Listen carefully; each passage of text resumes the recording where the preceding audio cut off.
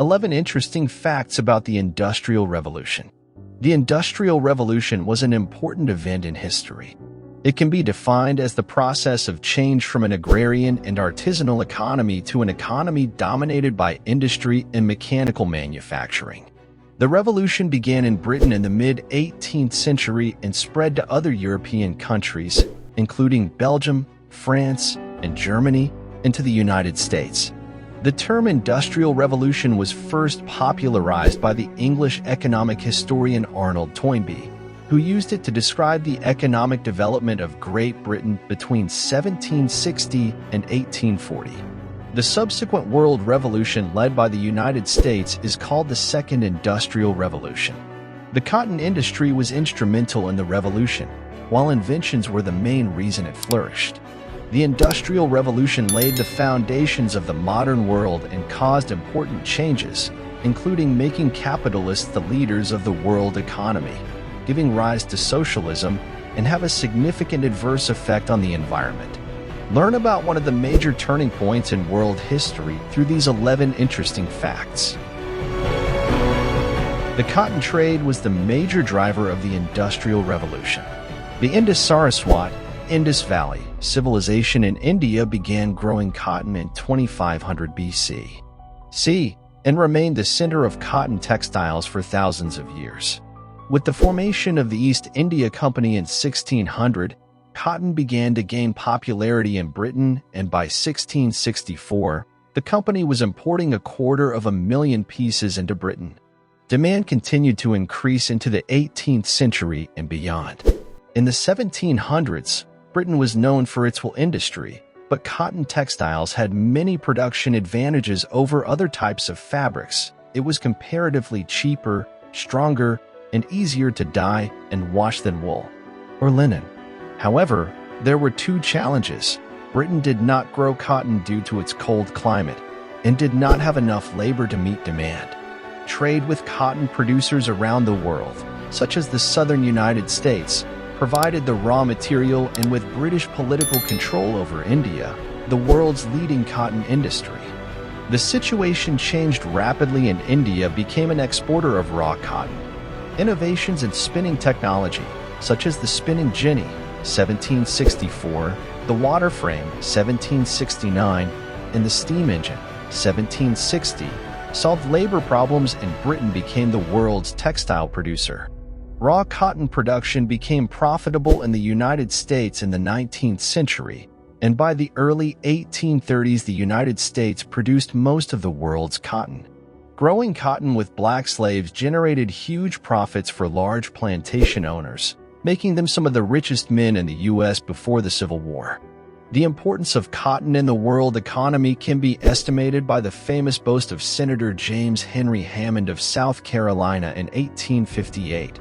Without firing a gun, without drawing a sword, if they made war on us, we could set the whole world on its feet. What would happen if cotton was not supplied for 3 years? England would fall headlong and take with it the entire civilized world except the South. No, you don't dare to wage war on cotton. No power on earth dares to wage war against her. Cotton is king. It started in Great Britain and then spread to the rest of the world. There are many reasons identified for the start of the Industrial Revolution in Britain, such as necessity, colonial influence, scientific temperament, etc. In the mid-18th century, many British inventors were working on making a cotton spinning machine. In 1864, with the innovation of the spinning jenny, the Industrial Revolution gained momentum. Many innovations would follow and be protected as trade secrets by the British government. In 1789, Samuel Slater brought British designs to the United States and established factories in the New World. He would later be referred to as the father of the American Industrial Revolution. Belgium would industrialize in the 1820s with John Cockerill's factories in Sering. France, Germany, Sweden, and Japan would be among the first to follow. He made Great Britain the imperial superpower. Although European countries such as Portugal, Spain, Holland, France, Denmark, and Great Britain began their colonization before the Industrial Revolution, the revolution gave the British the advantage necessary to surpass their rivals. The two main factors were the tremendous wealth accumulated during the Industrial Revolution and the access to technology that came with the revolution. Within 100 years, Britain would amass a colonial empire with a huge territory that included Australia, Canada, India, and much of Africa. This would lead to the saying in Britain that the sun never sets on the British Empire. It marked a change from agriculture to manufacturing. Pre-industrial societies were primarily agrarian, with almost 80% of people working in agriculture and livestock. There were cottage industries where a small group or family produced goods at home. With the arrival of machines such as the Chinese plow, among others, work on the farm was reduced. The opening of factories powered by machines using water, coal, and steam led to the migration of workers to industrial cities that formed the first modern cities. The Industrial Revolution was therefore a shift from primarily agrarian societies to industrialized societies. The contrast was stark, especially for the first generations of blue-collar workers who knew life in the countryside compared to life in industrial cities. It was directed towards innovations and inventions and led to exploration. The Industrial Revolution could not have occurred without the innovations of the 18th and 19th centuries.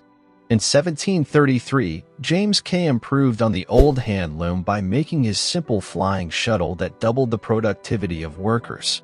The main challenge was creating a subtle mechanized device to pull and twist the cotton fiber just the right amount to create a strong yarn. The invention of the spinning jenny by James Hargreaves in 1764 solved this problem and increased productivity eightfold. In 1769, Richard Arkwright worked on John Kay's ideas and developed a method of connecting the jenny to a water wheel, calling it a water table. The defining invention of the Industrial Revolution was perhaps James Watt's steam engine in the late 1760s, which was invented primarily to extract water from coal mines, but also boosted the textile industry with innovations such as the mule and the mechanical loom. The steam engine allowed industries to move away from water, thus expanding their reach. The rotary steam engine in 1781 expanded its reach beyond textiles and mining. The cotton gin turned the United States into an exporter of raw cotton, while the Bessemer process strengthened the steel industry, among others. The exploitation of the working class in Europe and America, the slave trade, the degeneration of Indian and other colonial slaves, and the fall of China were perhaps the human fuel for the Industrial Revolution. The steam engine is considered the most important invention of the first Industrial Revolution. The steam engine is called the defining innovation of the first Industrial Revolution in Britain. It was the energy behind advanced inventions in textiles, power loom, spinning mule, and transportation, locomotives and steamships, and was a major cause of the transition from human power to machine power. In 1712, British blacksmith Thomas Newcomen combined the ideas of British engineer Thomas Savery and French physicist Denis Papin to make a steam engine to draw water from tin mines. In the 1760s, James Watt, a Scottish instrument maker, worked with some professors at the University of Glasgow to improve the Newcomen engine. He greatly improved the machine's power and profitability by adapting its motor to eventually produce rotary motion that expanded its reach beyond the mining industry. Power changed into the hands of the capitalists. Capitalism refers to an economic system based on private ownership of the means of production and their exploitation for profit. With political control of the colonies and the rise of technological innovations, capitalism was on the rise in Britain. Factory owners and others who controlled the means of production quickly became very rich and had more money to invest in technology and more industry. At the time, only the rich could vote in Britain, and only around 3% could vote. Industrial capitalists gradually replaced agrarian landowners as leaders of the nation's economy and power structure. With economic and political power, they were, in many ways, the new rulers of the nation. This change ended up taking place in several countries around the world. It was the reason for the rise of socialism and Marxism. The government primarily favored the wealthy at the beginning of the Industrial Revolution. With a large population feeling exploited by a few wealthy capitalists, social tensions gradually increased. The plight of the working class became so worrying that it led to the rise of socialism. Socialism is a theory that holds that all people are equal and should share ownership of the country's wealth. The most influential socialist thinker was undoubtedly an economist and philosopher named Karl Marx, 1818 to 1883. Although of German origin, Marx spent most of his time in England understanding and criticizing the capitalist system established at the time. His ideas challenged the very foundations of the capitalist world, inspiring many revolts against the model. However, Marxism and communism as economic models are widely rejected in today's world due to their lack of success wherever they are implemented. It led to increased pollution and serious damage to the environment. Pollution and environmental damage were the obvious consequences of the industrialized world and the consumerism that followed. The rise of machines required large amounts of energy to power them, and fossil fuels such as coal and oil were burned to power industry, resulting in smog and air pollution.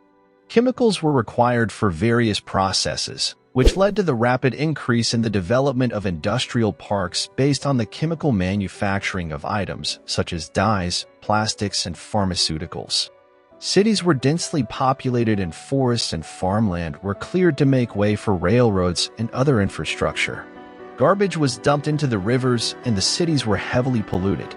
The Great Stink in London in August 1858 was a notable event during which hot weather exacerbated the smell of untreated human waste and industrial effluent that was present on the banks of the River Thames.